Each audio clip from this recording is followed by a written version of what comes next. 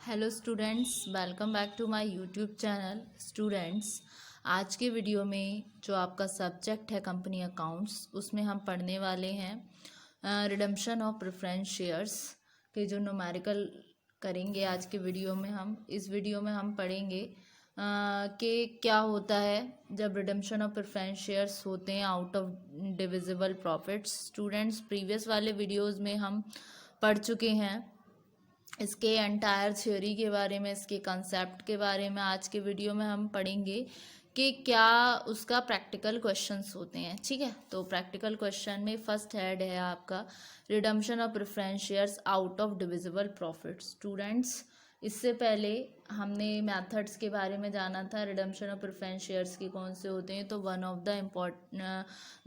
The method of redemption of preference shares is shares out of divisible profits. ठीक है, तो numerical देखते हैं। न्यूमेरिकल क्या कहता है। ABC लिमिटेड है कोई कंपनी, वो रिडीम करती है अपने 5000 शेयर्स को 12% redeemable preference shares of ₹100 each. कितना है उसका? 12% रिडीमेबल प्रेफरेंस शेयर, जिसमें उसका है 100 ईच। ठीक है, out of statement of profit and loss. कितने, कौन से स्टेटमेंट में से? जो आपका प्रॉफिट एंड लॉस होता है उसमें से। ठीक है, फिर ये स्टेटमेंट है आपका 31 मार्च 2015 का। Give necessary journal entries if there are redeemed at par at a premium of 10%। इसमें कंडीशन दे दी है कि किस सिचुएशन में रिडीम होगा। एक तो सिचुएशन जब वो पार पर हो, दूसरी eight a premium of 10%। Student, जब हमने न्यूमेरिकल शुरू करने से पहले हमने कुछ एंट्रीज़ को किया था। एंट्रीज़ में एक केस था जब रिडम्पशन हो रहा था शेयर्स का आउट ऑफ डिविजिबल प्रॉफिट में से। तो उसमें एंट्री आपकी आनी थी statement of profit and loss account debit, या फिर कोई भी जो रिज़र्व था उसमें से जब आना था, तो जैसे या आपका डिविडेंड इक्विलाइजेशन रिज़र्व अकाउंट होता तो उसको भी डेबिट कर दे। जनरल रिज़र्व होता या किसी भी तरीके का रिज़र्व अकाउंट, तो वो क्या होता? आपका डेबिट होता, क्योंकि वो अमाउंट उसमें से निकल के उसका प्रोविज़न हो रहा था कैपिटल रिडम्पशन रिज़र्व अकाउंट में। ठीक है, तो यहाँ पर दे रखा है कि statement of profit and loss, तो एंट्री बनेगी आपकी statement of profit and loss debit account debit. तो एंट्री बनेगी आपकी statement of profit and loss account debit to capital redemption reserve account. कितना दे रखा है आपका नरेशन में? बीइंग, इसके नरेशन में लिखेंगे हम being amount transfer to capital redemption account for redemption of preference shares. ठीक है, तो कितना दे रखा है? 5000 शेयर्स हैं 100 ईच, यानी कि कितना हुआ? 5 लाख यहाँ पर, 5 लाख यहाँ पर। ठीक है, ये होना था हमारा 31 मार्च को था, जैसे न्यूमेरिकल में मेंशन था 31 मार्च 2015। अब क्या होगा? अब ये अमाउंट ड्यू जो हो रही है रिडम्पशन ऑफ प्रेफरेंस शेयर्स पे, वो ट्रांसफ़र होगी आपकी प्रेफरेंस शेयर होल्डर्स अकाउंट में। तो एंट्री बनेगी 12%, क्योंकि 12% रिडीमेबल प्रेफरेंस शेयर्स है, तो इस वजह से 12% redeemable preference share capital account debit to 12% preference share holders account, यानी कि being the amount due on redemption of preference shares transfer to preference share holders account. 5 lakh यहाँ पर, फिर 5 लाख यहाँ पर।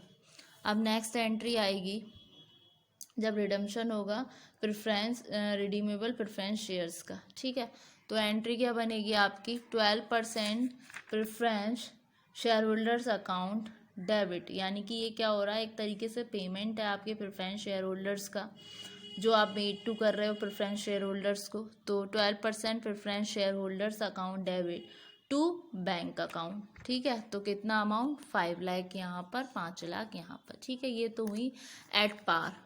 ये जो एंट्री हैं वो आपकी हुई हैं एट पार। अब होंगी एट प्रीमियम पर। तो प्रीमियम क्या होगा? If preference shares are redeemed at premium, तो क्या एंट्री बनेगी? जस्ट वैसी ही एंट्री बनेगी, बस इसमें आपका प्रीमियम ऐड और हो जाएगा। तो statement of profit and loss debit to capital redemption reserve account to premium on redemption of preference shares account. तो प्रीमियम के बारे में इन्होंने क्या बोला है, इन्होंने बोला है प्रीमियम के बारे में, प्रीमियम कितने का है, 10% का प्रीमियम है, यानी कि आपकी अमाउंट कितनी है, 5,000 शेयर हैं 100 रुपये वाले, यानी कि 5 लाख हुए। तो 5 लाख का 10% कितना हुआ आपका, 5 लाख का 10% हुआ आपका 50,000 का। और रिडम्पशन रिजर्व अकाउंट पे कितना हमने किया था, 5 लाख। तो यहाँ पर टोटल 5,50,000 आएगा स्टेटमेंट ऑफ P&L अकाउंट का, ठीक है। फिर नेक्स्ट एंट्री 31 मार्च में, जैसे इसमें था 12% redeemable preference share capital account debit, premium on redemption of preference shares account debit to 12% preference share holders account as it is. जो आपके थे यहाँ 5 लाख ही वाले, फिर 50,000 थे प्रीमियम वाले, फिर 5,50,000 यहाँ हुआ। फिर नेक्स्ट एंट्री और आएगी, वो है आप पेमेंट करेंगे शेयर होल्डर्स को। तो 12% premium share holders account debit to bank account, ठीक है। तो क्या बनेगी आपकी 5,50,000, 5,50,000। तो स्टूडेंट ये तो केस हुआ आपका redemption of preference shares out of divisible profits. अब दूसरा केस आता है आपका जब रिडम्पशन होता है प्रेफरेंस शेयर का by issue of fresh shares, ठीक है। तो उसका न्यूमेरिकल देखते हैं, उसका न्यूमेरिकल क्या बोलता है। उसका न्यूमेरिकल हम देखते हैं क्या है। ए लिमिटेड कंपनी है जिसका पार्ट है शेयर कैपिटल का, एक तरीके से कैपिटल का, उसमें 1,000 10% रिडीमेबल प्रेफरेंस शेयर्स हैं जो 100 रुपये वाले हैं, 100 रुपये का ईच है। तो शेयर्स के अपना अब जो शेयर है वो रेडी है रिडम्पशन के लिए। ये डिसाइडेड किया गया है कि जो होल अमाउंट है वो रिडीम्ड होगी out of fresh issue of equal amount of equity shares, ठीक है, जो कि 10 ईच है। तो सिचुएशन में हमें नेसेसरी जर्नल एंट्रीज देनी है in the books of the company. तो just format in the books of a limited company journal entries. तो क्या बनेंगी इसकी एंट्रीज, जैसे कराया था जब इशू हो रहे थे आपके न्यू शेयर्स, तो क्या एंट्री बनती है, bank account debit to equity share capital account, ठीक है। तो शेयर कितने हैं आपके, 1,000 शेयर हैं आपके 100 रुपये वाले, ठीक है। ये यहाँ पर है 1,000 शेयर्स 100 ईच, तो 1,00,000। फिर नेक्स्ट एंट्री है आपकी, फिर नेक्स्ट एंट्री होगी आपकी 10%, फिर होगी आपकी 10% redeemable preference share debit share capital account debit. ये रिपीट है एंट्री, ये वाली एंट्री हुई फर्स्ट एंट्री, ठीक है। फिर सेकंड एंट्री आपकी 10% redeemable preference share capital account debit to 10% preference share holders account, ठीक है। तो इसमें क्या होगा, जो आपका अमाउंट है पेबल हो रहा है रिडम्पशन पर 10% रिडीमेबल प्रेफरेंस शेयर्स पर, वो भी क्या होगी 1,00,000 की, 1,00,000 यहाँ, 1,00,000 यहाँ। फिर अब इसका हम पेमेंट करेंगे शेयर होल्डर्स को। तो 10% preference share holders account debit to bank account, 1,00,000 यहाँ, 1,00,000 यहाँ। तो बेसिक इसमें आपकी 3 एंट्री होनी है।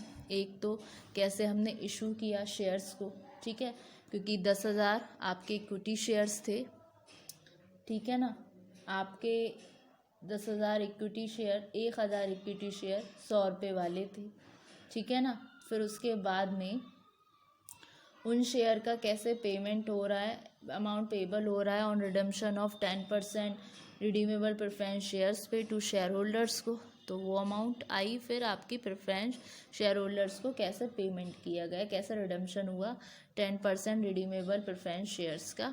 तो 1,00,000 रुपये ये, 1,00,000 रुपये ये, ठीक है।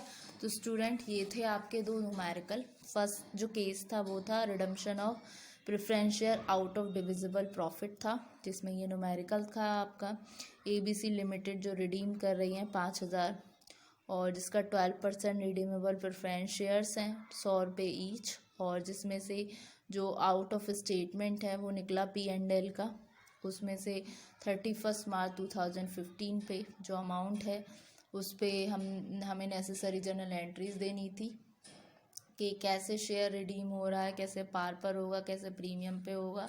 तो दोनों ही केस में तीन तीन एंट्रीज़ हैं, ठीक है। फर्स्ट एंट्री वही है जो स्टेटमेंट होना है आपका profit and loss account debit करके, यानी कि जो अमाउंट है वो ट्रांसफर्ड हो रही है, transfer to capital redemption account for redemption of preference shares, ठीक है। ये सेकंड वाला केस था जो मैंने आपको कराया था, जिसमें रिडम्पशन हो रहा था शेयर्स का out of divisible profit. Divisible profit इसमें क्या है, जो मिला है आपको, जो निकला है आपके स्टेटमेंट ऑफ P&L में से, ठीक है। तो फिर to capital redemption reserve account, then सीधा सीधा कि कैसे होना है इसका, जब हम ट्रांसफ़र करेंगे इसको, ट्रांसफ़र करेंगे प्रेफरेंस शेयर होल्डर में, ठीक है। ट्रांसफ़र होगा उस अमाउंट का, तो entry 12% redeemable preference share capital account debit to 12% preference share holders account, उसके बाद में 12% share holder account debit to bank account, just सीधा सीधा था। फिर उसी में प्रीमियम के बेसिस से क्या होना था, प्रीमियम में जो था वो एट पार पे हुआ था, ये एट प्रीमियम पे था, तो जस्ट एंट्री वही होंगी, बस यहाँ पर आपका प्रीमियम ऐड हो जाएगा। जो 5 लाख पे 10% दे रखा है 50,000, वैसे उसमें 5 लाख दे रखा था, यहाँ पे आपका 5,50,000 आ जाएगा, यहाँ पर भी आपका 5,50,000 हो जाएगा। जो पेमेंट होगा शेयर होल्डर्स को वो भी 5,50,000 से ही आएगा। दूसरा सिचुएशन थी आपकी जब रिडेम्पशन हो रहा था प्रेफरेंस शेयर का by issue of fresh shares, उसमें भी आपकी 3 एंट्री थी, bank account debit to equity share capital account. जब 1,000 शेयर थे 100 रुपये वाले, 1,00,000, फिर वो redeem preference share capital account debit to 10% preference share holders account, जो ट्रांसफ़र हुआ 1,00,000, फिर उसके बाद में कैसे उसका 10% preference share holders account debit to bank account, just entry. तो होप सो स्टूडेंट आपको ये लेक्चर समझ आया होगा। Thank you very much.